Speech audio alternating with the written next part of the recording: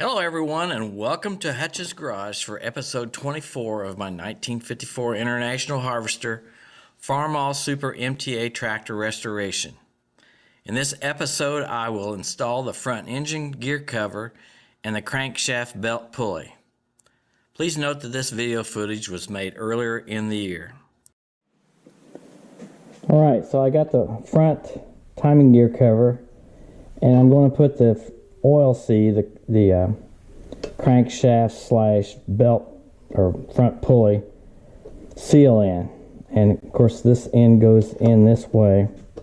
I'm going to put a little bit of RTV at the base to seal it, just to give it a second chance of making sure it seals good, just around the outside perimeter. Doesn't have to be a whole lot either.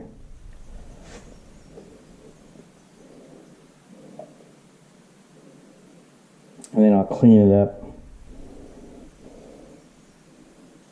later.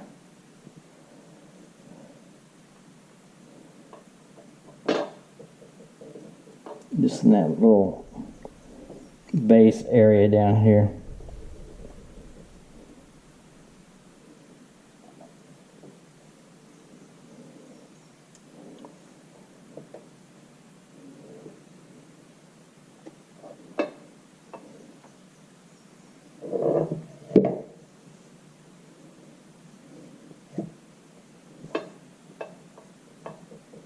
Alright, that should do it.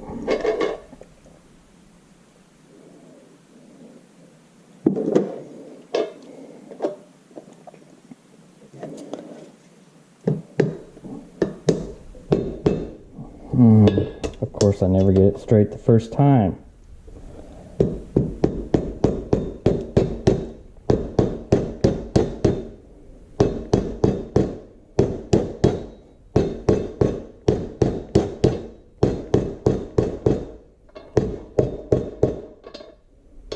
Now I've got the old seal here.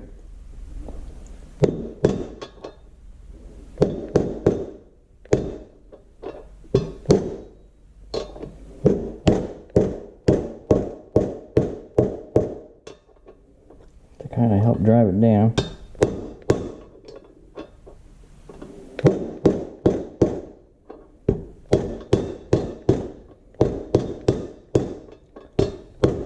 So it may go, it'll probably go down with it.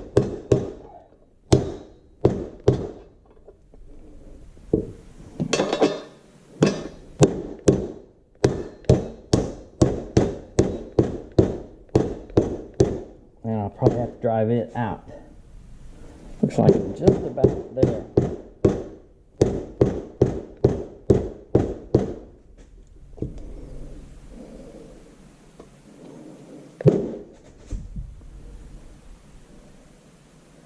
Yes.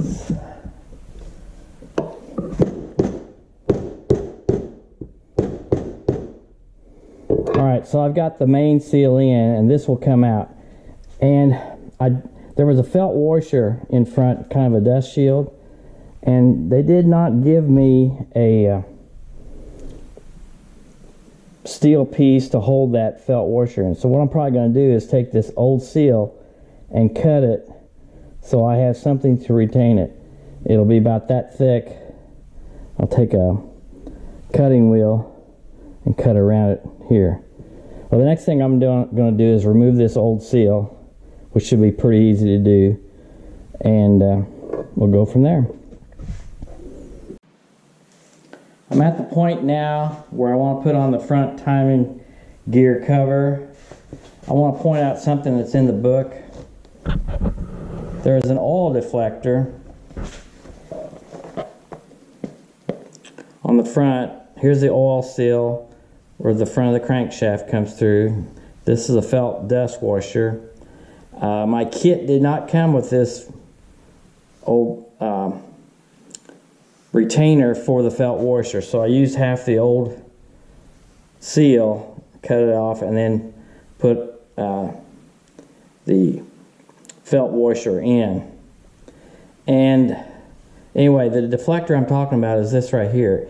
If you take a straight edge across it and measure from the edge down to it, it should be 1 11/32 inches from the top edge of that cover, if you draw a straight edge across there. If you don't take it out, and if it measures close, then I'd leave it alone. I never took mine out. I measured it. It's close. It's not exact. In decimals, that would be 1.344 inches. And that's this deflector right here. Right there. So what I'm going to prepare to do next is put this gasket on. I'm going to put it on the cover, and then I'm going to do something a little different. Because you need to really have the front pulley on to center this up before you tighten down the bolts on this front timing cover. I'm going to go ahead and put that on and put the cover and the pulley on at the same time, and hopefully that'll work. We'll see what happens there. So I'm going to use Indian head gasket shellac, which is made by Permatex. I like using it because on flat surfaces I think I get a really good seal. And then the bolts, when I put them in, because the bolts go all the way through into the crankcase area where it's exposed to oil, I'm going to put a little bit of sealant on the end of the bolts to help seal any oil from coming back through the bolts. So what I'm going to do is go ahead and tack this on. I'll put it on here like this.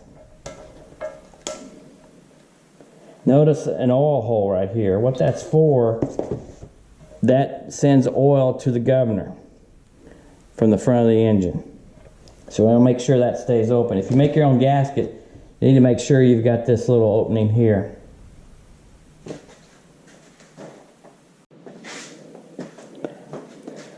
Alright, I put on the gasket. I put the sealer on this side and set it down. I can still move it around a little bit. And I put grease on the oil seal inside here. I'm going to pick this up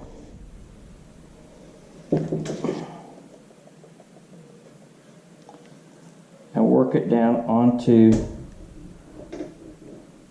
the pulley. Alright, so it's most of the way on there. Alright, so that'll keep it aligned when I put it on. I'm going to go ahead and coat this right now, and when we come back, we'll be ready to put that on.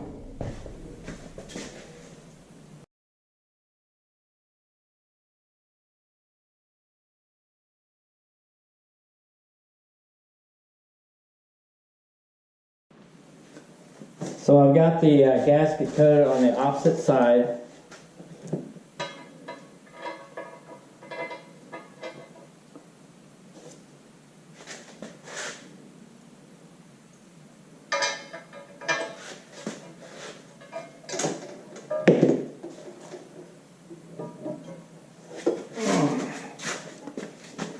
So we're going to try to put it on.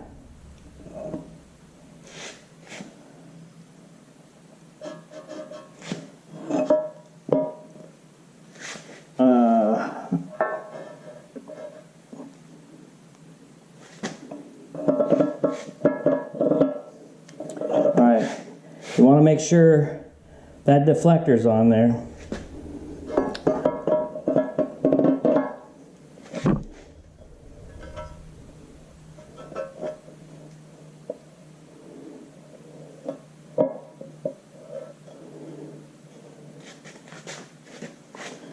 Alright, so I've got the pulley started.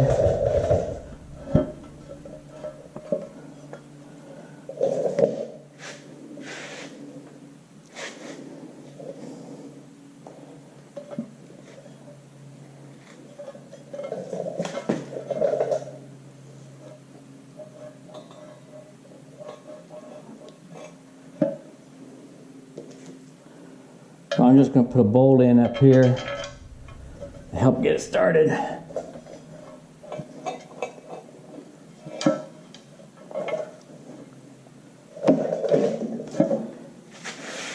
I'll move the camera just a bit.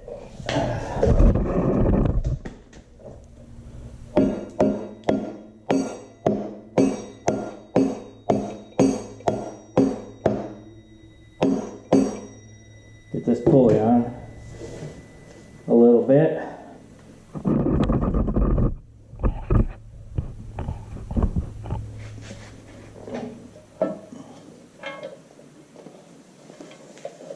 This may not have been the best idea, I don't know.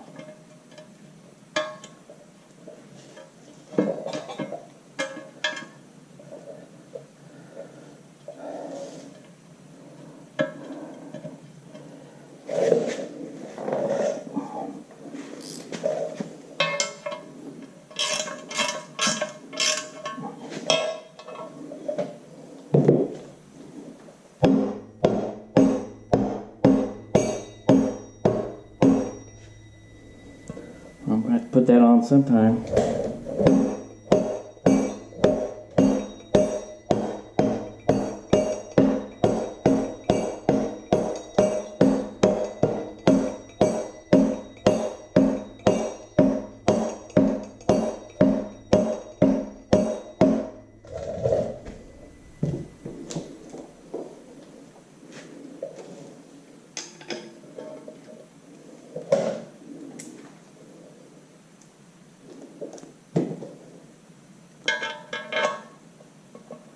I'm just getting these on here to help hold it, to pull it down.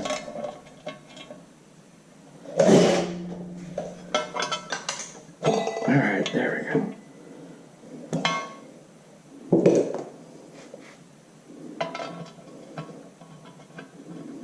Gotta get all these bolts started.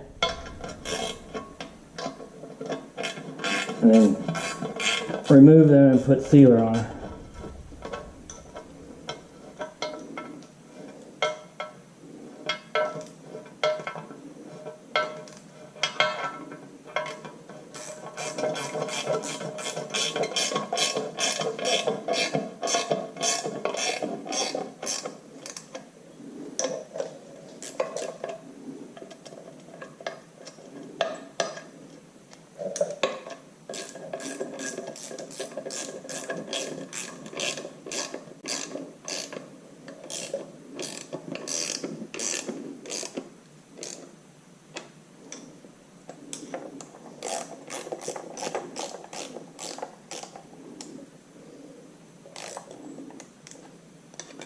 Let's see, I don't want it completely tight. Let's get that pulley on a little farther.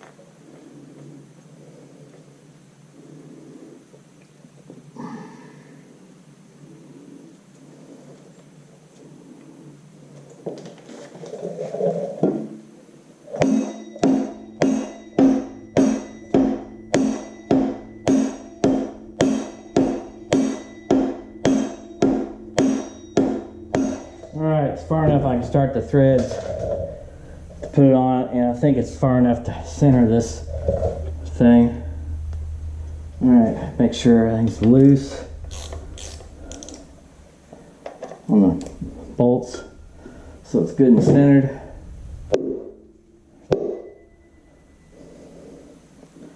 Alright, and I'm going to put sealant on this next bolt.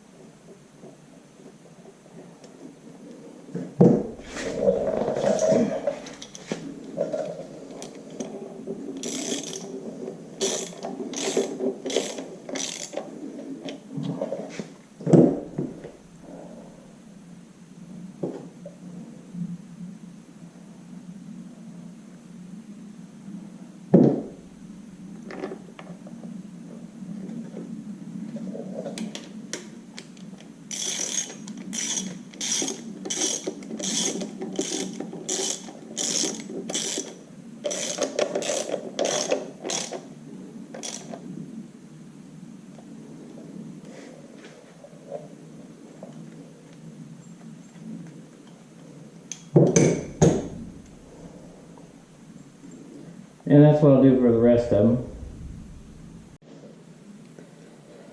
Let me catch you up where I am on this front cover. You saw me put it on. I thought it would be a great idea to have this pulley already in the seal so we could center up the installation of the front timing gear cover.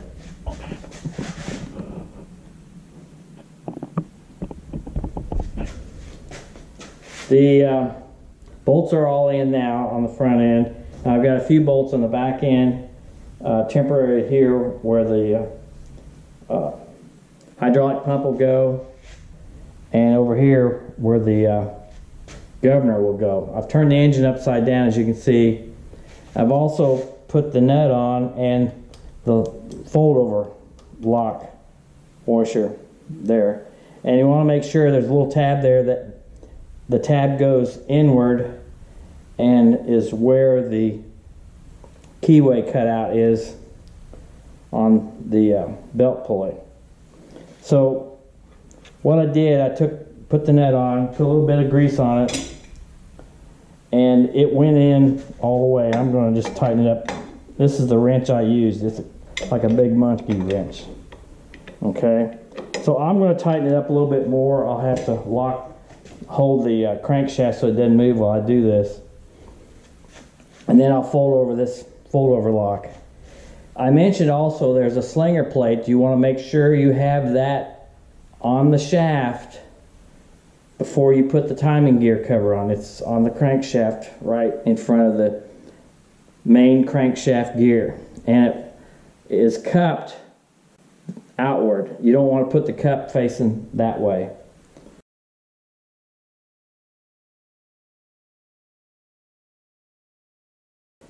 And you can see here, this is going to be the surface now. I may clean this up a little bit, but this is the surface where the oil pan will go at the front right here. So these two holes are part of the oil pan that hold it down.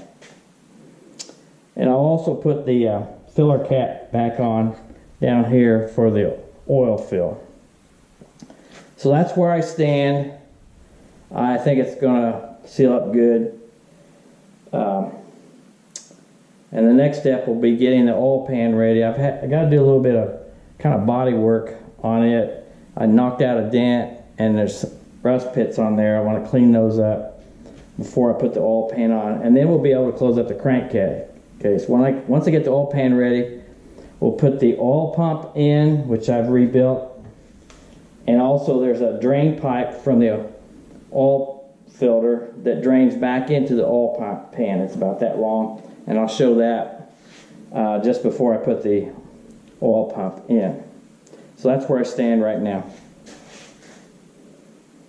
That's all the time we have for in this episode. Thank you for watching this video. If you like this video, please hit the thumbs up and subscribe to my channel.